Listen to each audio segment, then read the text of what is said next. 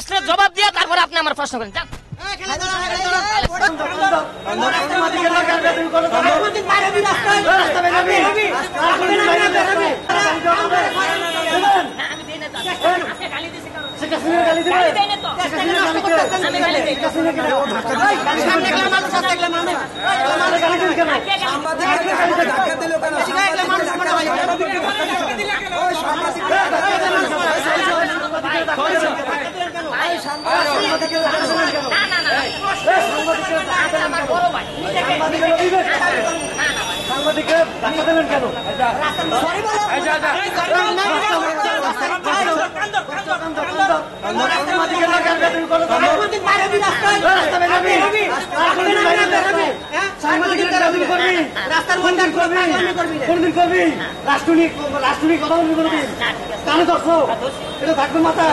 আচ্ছা ঠিক আছে ঠিক আছে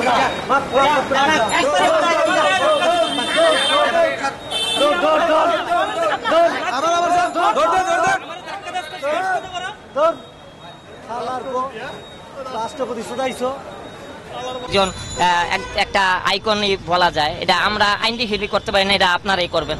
কিন্তু আসলে জনতা চায় যেহেতু সে কোন সাংবাদিকরা যেহেতু আর যাকে প্রশ্নটা বুঝতে পারছি, তত্ত্বাবধায়ক সরকার তো আপনারা সবাই মিলে দিবেন, সবাই মিলে দিবেন বিদায় সবাই মানবে সেটা।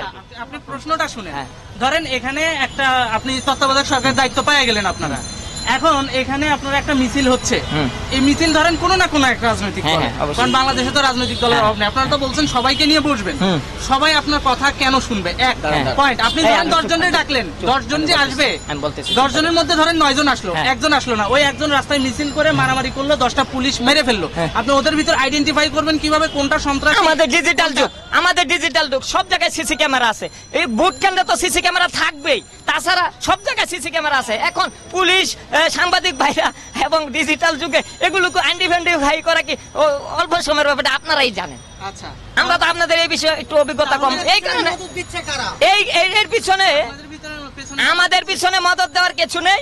আমরা বোর্ড অফ গভর্নেন্স কে আহ্বান করেছি, যদি বোর্ড অফ গভর্নেন্স হলো প্রধান বিচারপতি, তারপরে শোনেন সেখানে আমরা আমাদের এখানে ছিলাম প্রেস ক্লাবে। শোনেন, আমরা তাকে বাঁচাইতে হাজার হাজার মানুষের ভিতরে আমাদের দায়িত্ব ছিল না, এখন দায়িত্ব আমাদের উপর বাড়তাইতেছে, যেহেতু সবাই মিলে বোর্ড অফ গভর্নেন্স যদি আমাদের সবাই মিলে ওই চেয়ারে বসায়, আর না বসাইলে তো আরেকজন তত্ত্বাবধায়ক হবে, তখন তো আর আমরা করতে পারবো না। পাওয়ার দেওয়া হইলে আপনি মেজাজ হারালে তো চলবে না, আপনি বোর্ড অফ গভর্নেন্স এর একজন লোক, আপনি আমার এই প্রশ্ন করেন, চলবে না, সরকার আপনার ঠান্ডা মাথায় রাখতে হবে। শুনেন, আপনার মেজাজ হারালে তো চলবে না, আপনি উত্তেজিত কথাটা শুনেন, উত্তেজিত করতেছেন কেন?